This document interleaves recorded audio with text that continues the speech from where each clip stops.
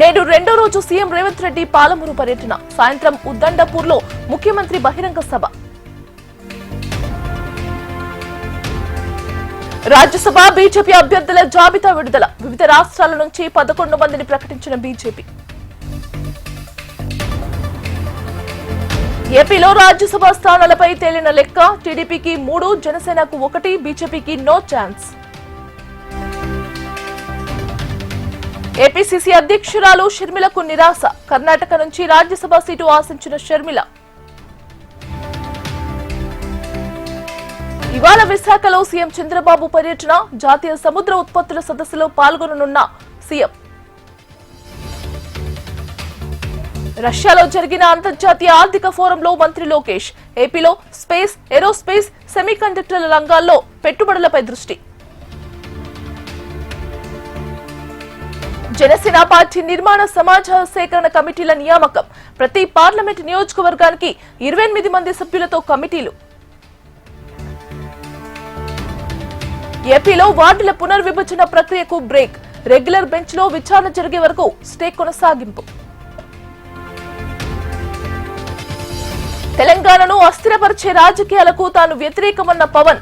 June 2న చేసిన వ్యాఖ్యలపై deputy CM వివరణ.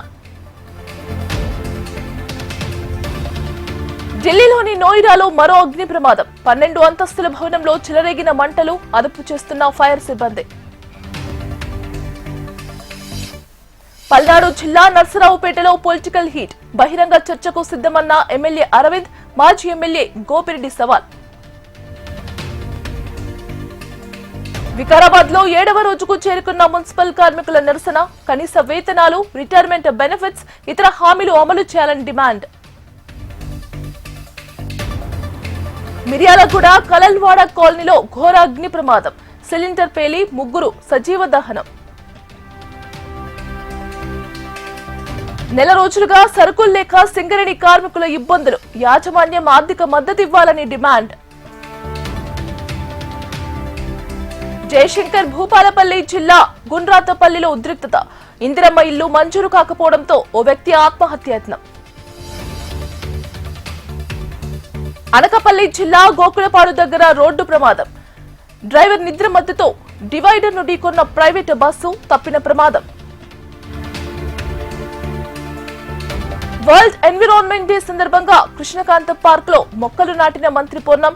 భవిష్యత్తు కోసం అందరూ మొక్కలు నాటాలని సూచన. తిరుమలలో కొనసాగుతున్న భక్తుల రద్దీ. శ్రీవారి సర్వదర్శనానికి 18 నుంచి 24 గంటల సమయం. కేరళ, తమిళనాడు, కర్ణాటకలో ప్రవేశించిన నైరుతి పవనాలు. తెలంగాణలోని పలు జిల్లాల్లో ఈదురుగాలులతో కూడిన భారీ వర్షం. ఎంఎంటీఎస్ ఉచిత ప్రయాణాల ప్రతిపాదనను తిరస్కరించిన రైల్వే బోర్డు. ఇప్పటికే భారీ నష్టాల్లో ఉన్న కారణంగా పథకం అమలు చేయలేమని స్పష్టం. ఇవాల్టి నుంచి అమల్లోకి రానున్న పెరిగిన భూముల విలువలు. తెలంగాణ రాష్ట్రం ఏర్పడిన తర్వాత 3వ పెంపు. దేశ రాజకీయ చరిత్రలో ప్రధాని మోదీ మరో రికార్డు. నెహ్రూను అధిగమించి ప్రధానిగా 4399 రోజులు పూర్తి.